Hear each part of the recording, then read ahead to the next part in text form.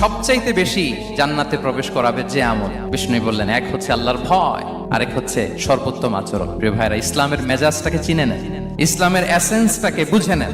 আমরা ভালো আচরণকে গুরুত্ব দিতে চাই না।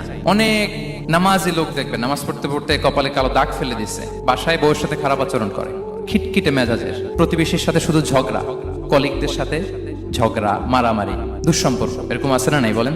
আছে না? কিন্তু নামাজি, অনেক বড় হাজি, একদিনও কোরআন তেলাওয়াত মিস হয় না। তো এত আবাদত করেও সে ইসলামের আসল এসেন্সটাকে ধরতে পারেনি। বিষ্ণু বললেন, সবচেয়ে বেশি জান্নাতে প্রবেশ করাবে যে দুটি আমল, একটি হচ্ছে তাকওয়াল্লাহ, আল্লাহর ভয়, আরেকটি হচ্ছে উত্তম আচরণ, সর্বোত্তম আচরণ। তো আমরা যেন উত্তম আচরণের অধিকারী হই। আমার স্ত্রীর সাথে যেন ভালো আচরণ করি, প্রতিবেশীর সাথে যেন ভালো আচরণ করি, ছেলে মেয়েদের সাথে যেন আমাদের অ্যাটিটিউডটা ভালো থাকে, আচরণটা ভালো থাকে, কলিগের সাথে যেন ভালো থাকে। বিশ্বনবীর আচরণ যেমন ছিল তেমন আচরণ যেন আমরা গড়ে তুলতে পারি। আওয়াজ করে পড়ুন আমিন। সুনানে আবু দাউদের এক